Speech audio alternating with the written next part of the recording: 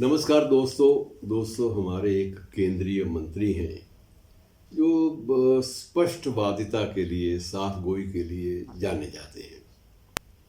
अभी हाल ही में एक पुस्तक का विमोचन था और पुस्तक के विमोचन के समय ये नागपुर में था।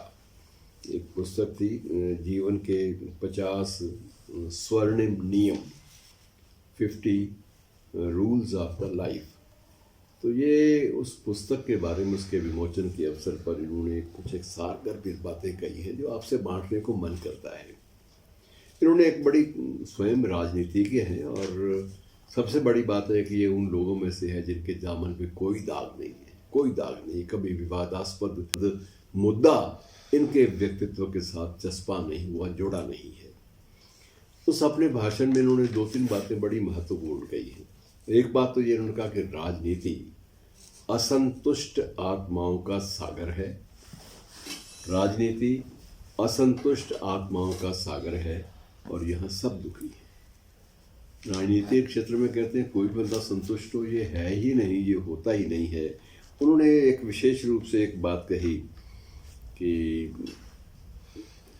पहले आदमी राजनीति में एक पार्षद बनता है, म्यूनिसिपल काउंसलर बनता है, लेकिन उसको लगता है कि ये तो बात बनी नहीं, जिंदाबाद वगैरह उतनी नहीं हुई व्यापक स्तर पर जितनी होनी चाहिए थी। उसके बाद कामना करता है कि मुझे कम से कम विधायक तो बनने का अवसर दिया जाए, और संयोगवश विधायक भी बन जाता है। विधायक बनता है तो फिर भी असंतुष्ट रहता है।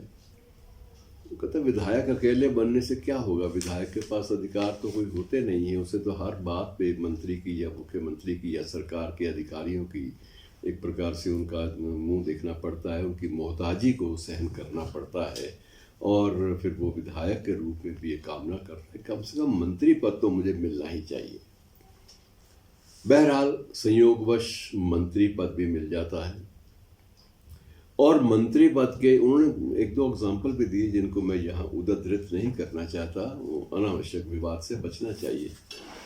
उन्होंने कहा कि अब मंत्री बनने के बाद भी वो समझता है कि मंत्री बनने के बाद मैं अपने विभाग तक सीमित हूँ, विभाग के बाहर नहीं जा सकता, और विभाग में भी जो नीति विषयक जो पॉलिसी मैटर से रिलेटेड मामले होते हैं, नीति विषयक मामले होते हैं, वो फाइलें मुझे मुख्यमंत्री के पास ही भेजनी पड़ती हैं, और मुख्यमंत्री अपने अधिकारियों से परामर्श करने के बाद, राय मशवरा करने के बाद, अपने सलाहकारों से बातचीत करने के बाद उस पर कोई फैसला लेते हैं।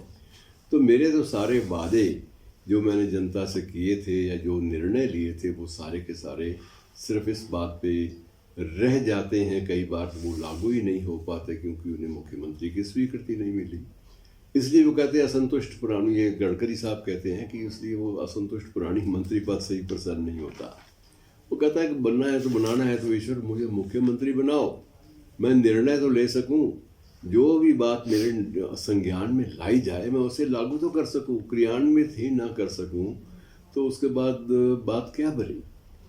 और फिर कभी संयोगवश या दैव योगवश या दुर्योगवश वह व्यक्ति मुख्यमंत्री भी बन जाता है तो उसके बाद उसके मन में रहता है कि यार ये पद तो हमेशा भरा हुआ है संकट से। संकट ये है कि पता ही नहीं चलता, अनिश्चितता से भरा हुआ। उन्होंने शब्द का इस्तेमाल किया कि ये सारा जो पद है मुख्यमंत्री का ये भी अनिश्चितता से भरा हुआ है।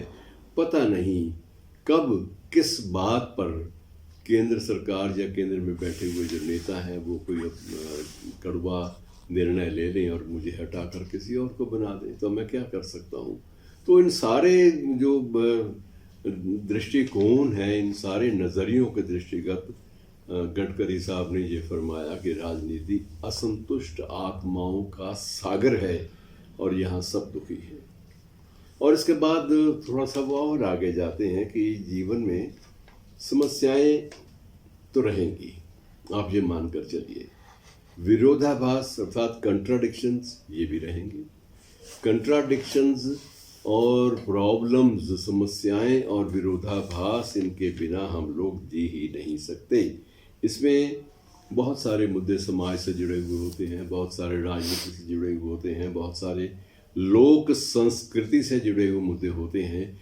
इसलिए हम ये महसूस करें कि हम विरोधाभासों के बिना जी सकते हैं, या हम समस्याओं के बिना भी जीवन यापन कर सकते हैं, या सत्ता के गलियारे में बड़े निश्चिंत भाव से, मस्त भाव से हम टहल सकते हैं, तो ये मुमकिन नहीं है। और गडकरी का ये बयान मित्रों बहुत कुछ सोचने पर मजबूर करता है कि राजनीति अगर इसी तरह का सिलसिला है तो इसमें ज़्यादा सक्रिय रहकर भी आप क्या करेंगे। लेकिन इसके विपरीत कुछ सकारात्मक पहलू भी हैं जिनकी ओर गडकरी ने संकेत किया कि अगर उन्होंने एक बात का हवाला भी दिया, और वो हवाला उसको मैं इस रूप में प्रस्तुत करूंगा आपके सामने कि इसमें कणु प्रिया अंधायुग भारती जी का, उसमें एक पंक्ति आती है कि जब कोई भी